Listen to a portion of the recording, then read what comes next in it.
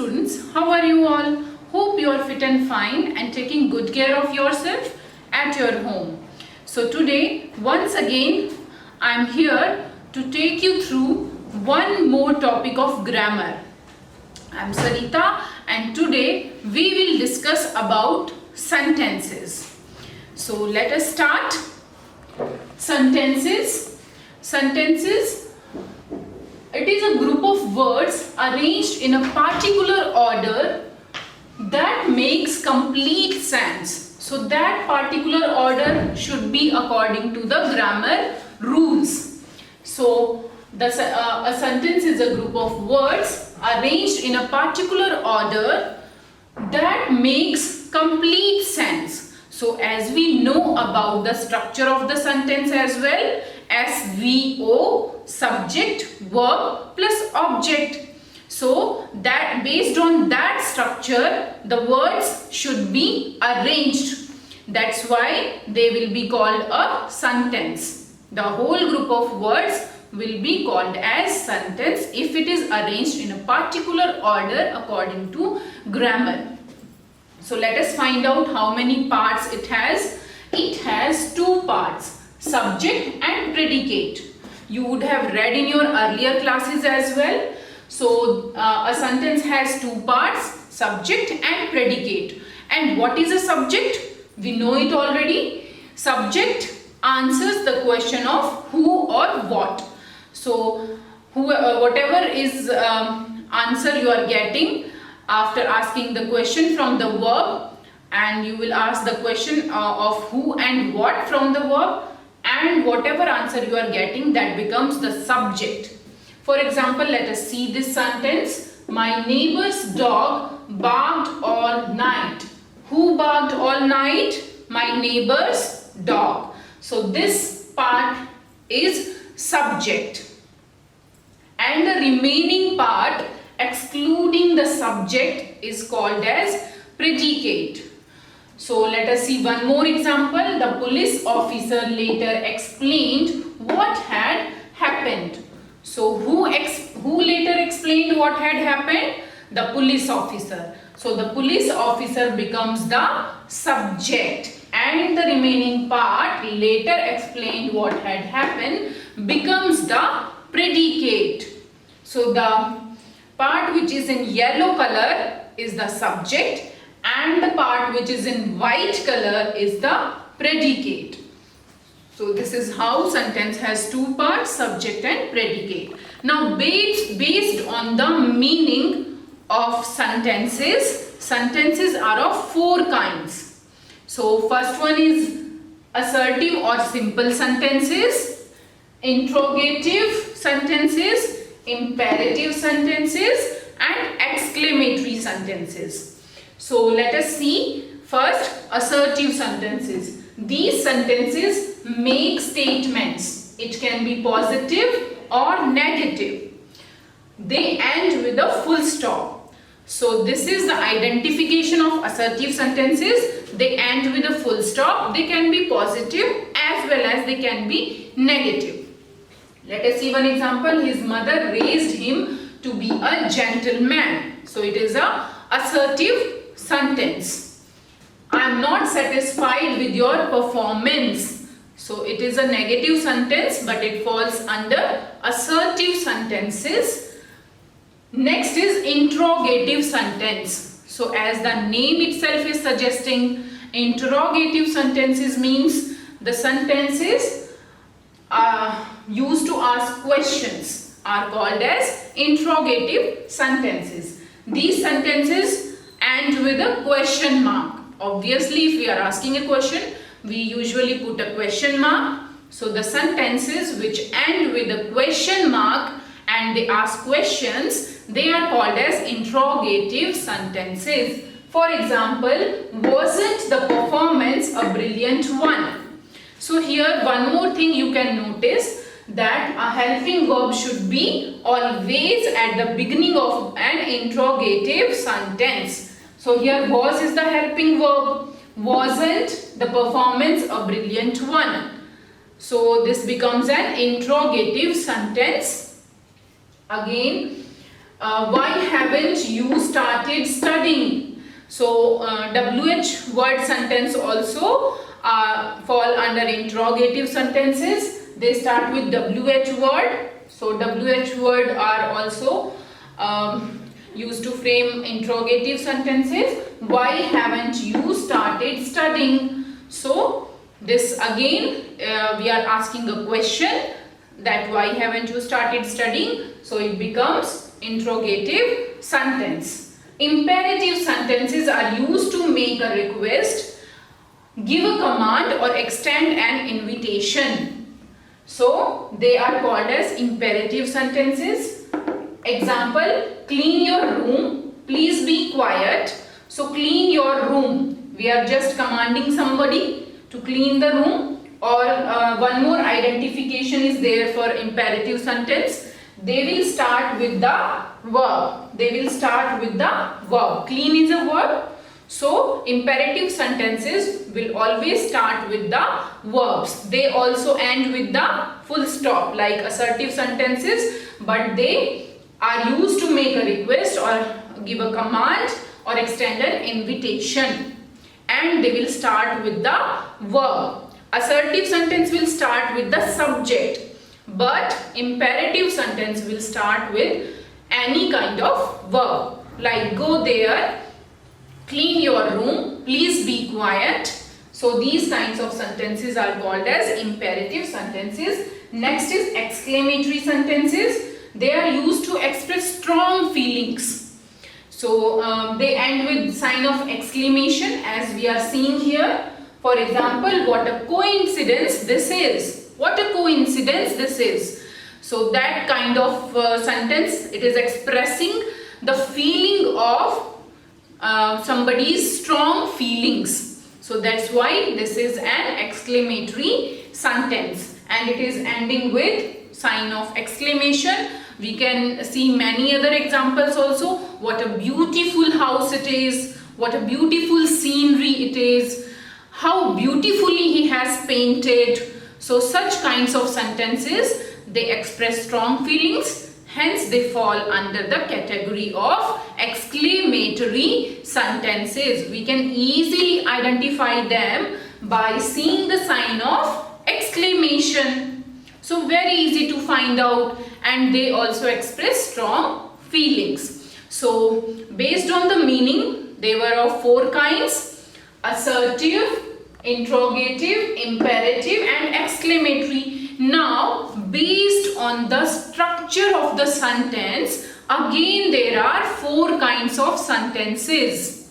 These were based on the meanings, but now we will study about the sentences based on the structure, types of sentences based on the structure of the sentences. So let us see there are how many kinds of sentences are there based on the structure of sentence. So now we will see the types of sentences based on the structure. So based on the structure, there are again 4 kinds of sentences: simple, compound, complex and complex compound sentences. Let us see simple sentences first. A sentence that contains one finite verb, a subject and one independent clause. So clause we know already, we have discussed clause. Clause means subject plus verb combination. Any subject plus verb combination is called as clause. So clauses make a sentence. So small clauses make a complete sentence. So clauses are a part of a sentence. So this sentence, simple sentence, contains one finite verb, a subject and one independent clause. There should be only one independent clause in the simple sentence. It should be there. So let us see one example. You have to work hard to become successful.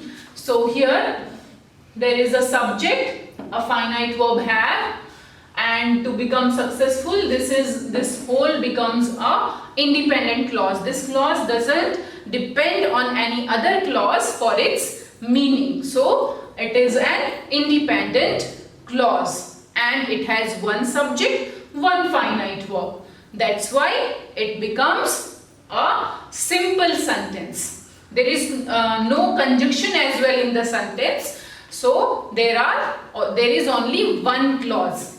Let us see compound sentences are the sentences with two independent clauses joined by coordinating conjunctions. So as we already discussed about the coordinating conjunctions, they are denoted by fanboys, F for, A for N for nor, B for but, O for or, Y for yet and S for so. So this formula denotes the coordinating conjunctions. So compound sentences are the sentences with two independent clauses joined by coordinating conjunctions. So the clauses should be independent. Independent clauses means they should have their own meaning. They can exist independently. So such kinds of sentences will be compound sentences. The boys sang and the girls danced. So the boys sang, this is one clause. The girls danced, another clause. These two clauses are joined by the conjunction and is a coordinating conjunction, and the boys sang. So it can exist independently, this clause. The boys is the subject, sang is the verb. So it becomes a clause. The girls is a subject, danced is the verb. So it becomes a clause. So these two clauses are joined by coordinating conjunction and. That's why, and these two clauses are independent clauses. They can exist independently. So they have meaning. If I say the boys sang, so it also has meaning. If I say the girls danced, it also has a meaning. So these two clauses doesn't depend on each other for their meaning, and they are joined by coordinating conjunction. Hence it becomes a compound sentence. Let us see one more example. I don't like sports, nor does my dad. So I don't like sports. This becomes a clause and it is an independent clause. Nor is the conjunction, coordinating conjunction. Does my dad is the subject, does is the verb. So does my dad, these two clauses are joined by coordinating conjunction nor. That's why it becomes a compound sentence. Now complex sentences are the sentences with one independent clause and one or more subordinate clauses. Subordinate clauses means the clauses which depends on another clause for its meaning. Those clauses are called as subordinate clauses. They are joined by subordinating conjunctions. So in the complex sentences, the clauses are joined by subordinating conjunctions and they contain one independent clause and one or more subordinate clauses. So there should be at least one independent clause in complex sentence and they are joined by subordinating conjunctions. So now if you want to know about the subordinating conjunctions, I have a very beautiful poem. And if you learn that poem, you will get to know all the subordinating conjunctions. Like I gave you this formula for coordinating conjunctions. Same way, if you learn that poem, you will be able to tell all the subordinating conjunctions. Let us sing together. This is the poem on subordinating conjunctions. Through this poem, we can learn all the subordinating conjunctions. See. The words which are in yellow, they all are subordinating conjunctions. So let us start. Subordinating conjunctions I love and I adore. Subordinating conjunctions I love and I adore. There is after all, though, as, because, before. There is after all, though, as, because and before. Subordinating conjunctions I love and I adore. There is after all, though, as, because and before. if, provided, since, until, unless, and then.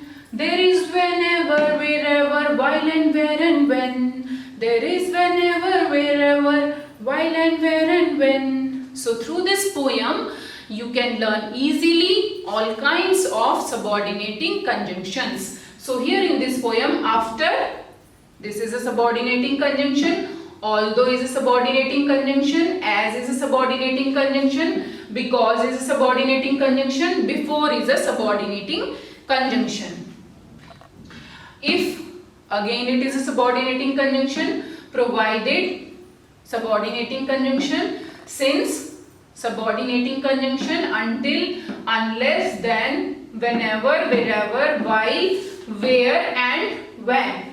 And to coordinating conjunction hai, it is just given in the poem to connect the words. So don't think that and is also included. That is just we have taken in the poem to complete the sentence. So remaining all these are subordinating conjunctions. So whenever you see all these subordinating conjunction in a sentence, you can say that that sentence is a complex sentence. So let us see one example. You may develop fever if you stay in water. So you may develop fever if you stay in water. You may develop fever. One clause. You stay in water. If you stay in water. If is a subordinating conjunction. So it becomes a complex sentence. Let us see one more sentence. Because my coffee was cold, I heated it in the microwave. So because is a subordinating conjunction according to the poem as we have seen. Because is a subordinating conjunction. So my coffee was cold. Because my coffee was cold. This is a clause which is dependent clause. And I heated it in the microwave, independent clause. It is joined by subordinating conjunction. Hence it becomes a complex sentence. Let us see next kind, complex compound sentences.